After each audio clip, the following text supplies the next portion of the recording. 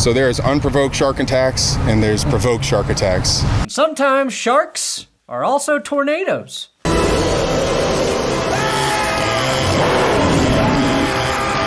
Quite frankly, I find the idea of a real-life Sharknado easier to believe than the Bengals ever learning how to manage cornerstone players on a consistent basis. This Trey Hendrickson contract dispute has lingered longer than expected, which happens from time to time in the NFL, but after hearing Trey speak so candidly this week about it, I fear Bengals fans will never experience a championship, and Joe Burrow is destined to be our generation's Dan Marino. Dan Marino? You're right. You rarely see a player discuss his contract at this length. This is Trey's last resort. And no, the Bengals would not care if he died bleeding. Trey had plenty to say. What was conveyed of the vision of what I would be in this organization would be if I continued to play at the level I am, that the door would be open to continue long-term discussions about contracts. We're just not seeing eye to eye on the structure. It seems that a shorter deal is something that they are pushing. Former players have walked in these shoes, and what it foreshadows is not something that I'm excited about. I think Trey's hoping that this puts enough public pressure on the Bengals to get him the contract he desires. You know, and when there's a lack of communication in any relationship, if it's business or a personal relationship, lack of communication leads to animosity. I'd like to thank my Lord and Savior, Jesus Christ. Trey, I think if you listen very closely, Jesus is telling you to get a new agent. Why does he have to go to this length to just get the money he actually deserves? Why won't the Bengals trade him if they don't want to pay him? The only thing sadder than the Bengals front office is Clay Matthews asking to be Cracker of the Day. Jesus Christ, Clay, have some respect for yourself. I'm Brandon Perna, this is That's Good Sports, and today we're gonna talk about the Bengals and how they forgot about Trey. Some motherfuckers act like they forgot about Trey. Because motherfuckers act like they forgot about Trey. It's like a jungle in the habitat.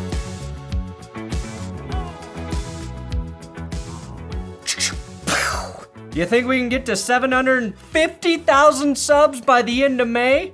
I hope so. Today's episode is sponsored by Underdog. My code TGS, or That's Good. Underdog is the best place to make picks during playoff basketball, and it's a must-win game for the Nuggets tonight. I'm going all in on my hopium picks for the Nugs. And you can still play the extender on Underdog. It's a way to increasingly bigger boosts each round of the playoffs. Start a playoff series by using your Game 1 boost and continue boosting each subsequent game to unlock the next one. The longer the series, the bigger the boosts. It's a fun thing to play on Underdog. If you want to rock with my Nuggets picks, you can. Do it at your own risk. But thank you for all the support on Underdog. Make sure you use my code, and if you signed up with my code, make your first play. Let's get some quick facts out of the way before we dive into this situation and explain why the Bengals are bangling here. Bangling. Yeah, I wish there was a better word that sounded close to bangle to illustrate how badly they're fucking this up, but I just skimmed through the dictionary and no such word exists. So we have to say bangling. Now, the first and most important thing is that Trey Hendrickson has one of the funniest Wikipedia pictures I've ever seen. Sorry, couldn't we find an actual image of him on the field or in his uniform? We have to use this headshot of him looking at something with complete disgust and bewilderment? Is it his contract offer that he's staring at? Well, then that photo's actually pretty fitting, all things considered. Hendrickson has been with the Bengals since 2021, when he signed a 4-year, $60 million contract to join a team that would go on to win the AFC that season, thanks in part to his 14 sacks and an additional 3 in the playoffs, where ultimately he'd match up against former disgruntled Bengal left tackle Andrew Whitworth in the Super Bowl. Imagine. former players have walked in these shoes. So I went to them and I was like, hey, my contract ends after this season. For a while there, I'd been making, 40-30% of what most left tackles were making in the league. I was able to see what value I could bring to other teams and this team as well. I remember them being like, hey, we'll get back to you, blah, blah, blah, blah. With the lack of communication post-draft, made it evidently clear. Good way to get an answer without having to go through your agent is in the first round they draft Cedric Ogbuehi, the left tackle from the Texas A&M. That I had to inform that this might not work out.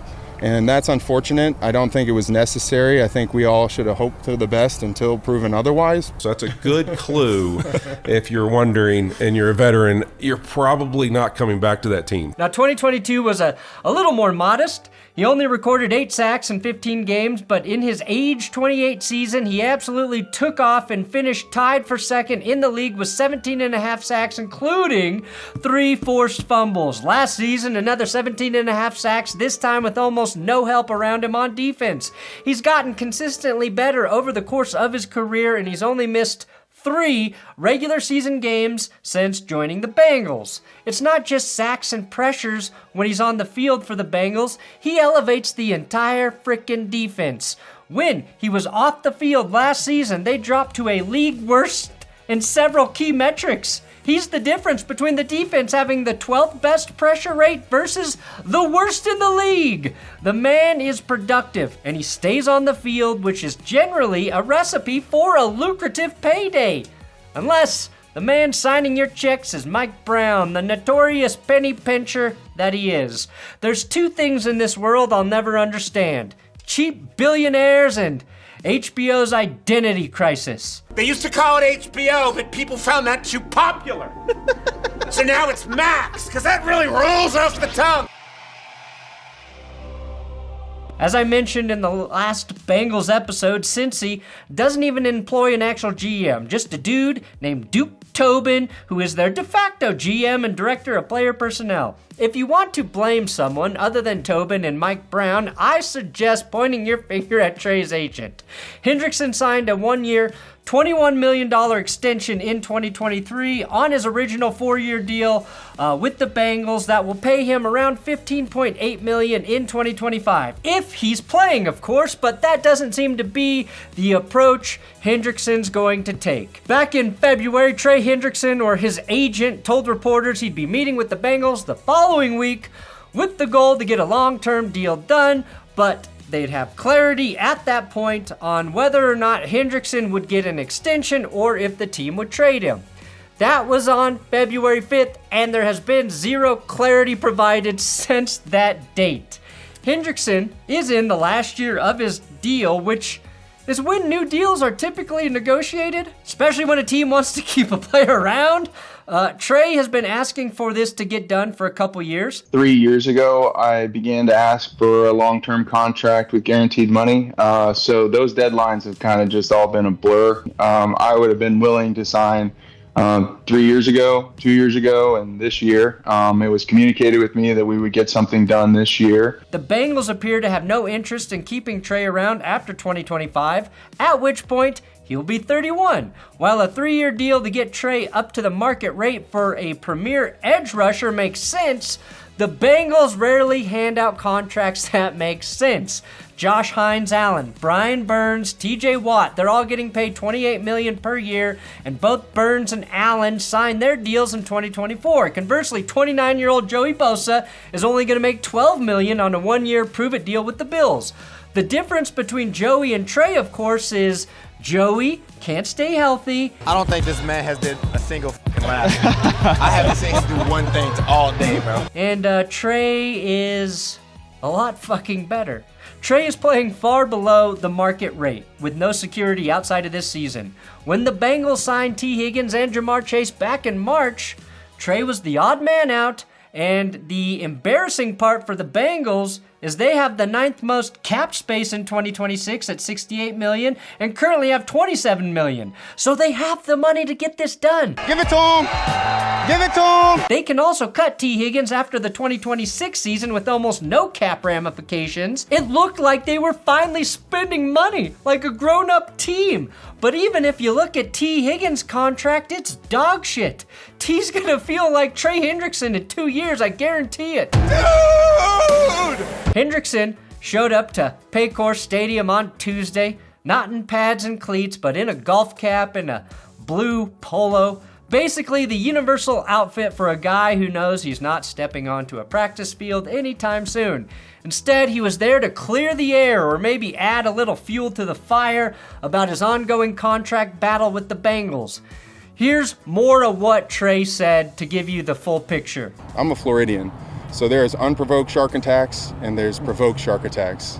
And the comments that are being made, right, whatever happened at the combine, whatever happened at the owners' meetings, and the text I got yesterday, the importance of me being here in OTAs doesn't seem to be respected, and I think I've carried a lot of respect. That's what makes this place so special, is that they watch me every day. They see how hard I work. There's no other organization knows me better than this one. They see how I carry myself as a human being, and they know me. So it stinks when the value somewhere else, because I was fortunate enough to have that trade request granted, it gave me the fortunate circumstance to see my value elsewhere. So is there any way in your mind, Trey, that you would play this year on your current contract and just play it out? Is that even something you would even consider? Is that an option? No. The All-Pro defensive end spent more than 20 minutes laying out his frustrations while the rest of the team wrapped up its voluntary workout. I think that's called a podcast, Trey. You just did an accidental podcast. And things really hit the fan on Monday, according to Hendrickson, when head coach Zach Taylor shot him a text that basically said, "Dear Trey, it's me, head coach Zach Taylor, rosy cheek emoji. Look, if you miss mandatory minicap next month, expect a fine, crying emoji." What kind of cowardly head coach doesn't call one of his best players to say that? Have some balls, Zach. And that did not sit right with Hendrickson. Fuck y'all, all of y'all. A little bit transpired between me and Zach. We've tried to keep it as least amount personal as possible. But at some point in this process, it becomes personal. 30 days before mandatory camp, or however many days it is, that if I don't show up, I will be fined, alludes to the fact that something won't get done in that time frame. He read it as a big flashing neon sign that the Bengals aren't planning to negotiate a new deal anytime soon. That message from Taylor lit a fuse, prompting Hendrickson to reach out to old Adam Schefter the very next day to shoot down any notion that the Bengals have been in touch about his contract since the NFL draft back in April. Today, it's not great. He's not happy. Again, last year he played the good soldier, was told that if he comes back, plays well, keeps quiet, that he'd be taken care of. Now, according to Trey, it's been radio silence from the front office, and that's where things started to get a little more heated. I'd love to see Trey go on Max Crosby's podcast, just to watch in real time as Trey learns how much money he's getting screwed out of by the Bengals and how easy it was for Max to get a new deal. But you guys are getting paid? Dude! If Trey Hendrickson didn't just lead the league in sacks, if he wasn't the most important player on the Bengals defense, you could argue the Bengals are playing this the right way. I get not wanting to overpay an aging player, but Myles Garrett, who is exactly 1 year younger than Hendrickson, just got a 4-year, $160 million deal. And while you should never reference the Browns as an example of financial acuity, it's an illustration of what the market fucking rate is. Nick Bosa, Myles Garrett, Max Crosby, they're all earning $34, $35, and $40 million per season right now. Trey outproduced all of them in sacks and tied Myles Garrett with 83 pressures last season. If I sat here with 4 sacks, I think they'd want a little back, right? I am not going to apologize for the rates of the defensive ends being paid in the National Football League.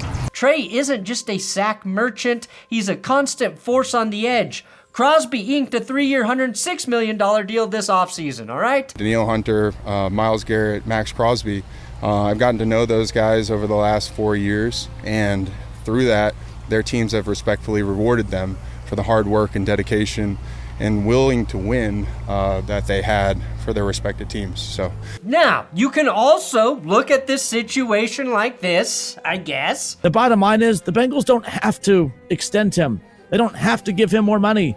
Trey's 30. He bloomed late into that contract, wants paid more. The Bengals don't want to pay him more. Okay, go ball out, accept the contract that you signed, go get the money that you agreed to get for the Bengals this season.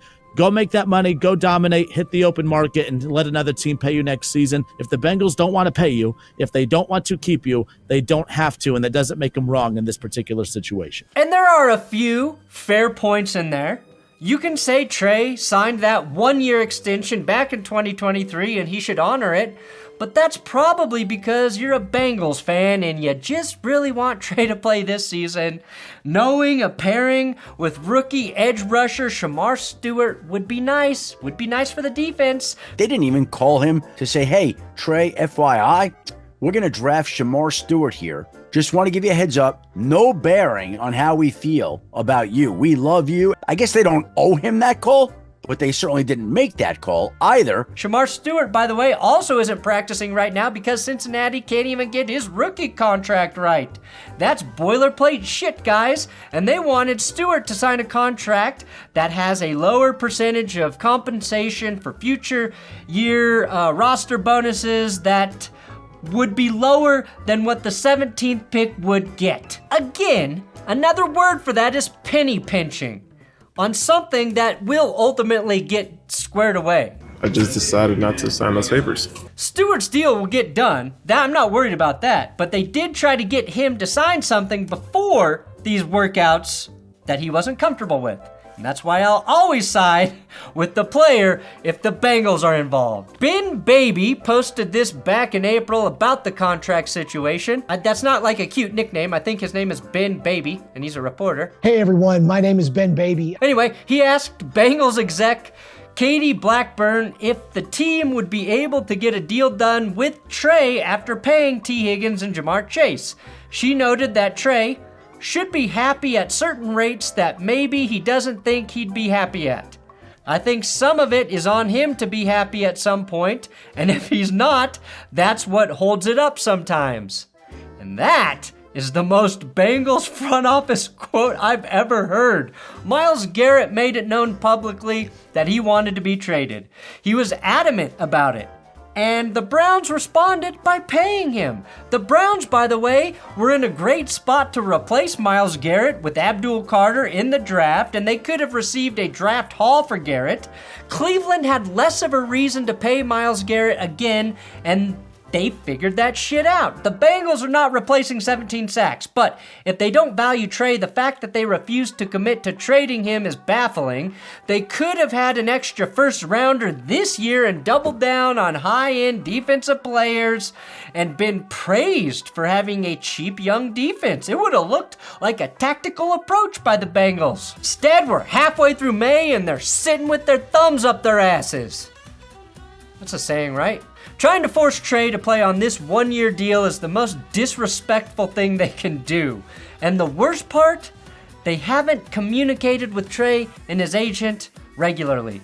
There's a big difference between actively trying to hammer out and negotiate a new deal that's fair for everyone and just ghosting a dude and expecting him to play for Bengal shit. It is truly almost unheard of for players of his caliber in their prime to play out the final year without an extension. He showed up in good faith. Like, I don't know, exactly what's going on with all that.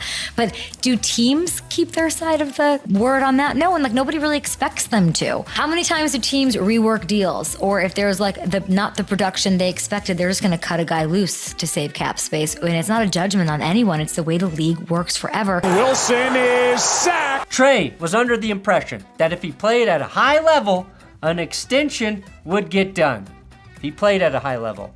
I'd suggest firing your agent, Trey. Hiring Drew Rosenhaus or David Mogetta and demanding a trade immediately. There are teams like the Lions, Packers, Patriots, and possibly even the Commanders who would get a deal done with you.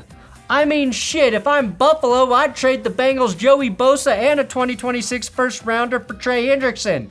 Cincy can get an even cheaper edge rusher that they won't be committed to past 2025. Good organizations take care of their great players, especially the ones who overproduce.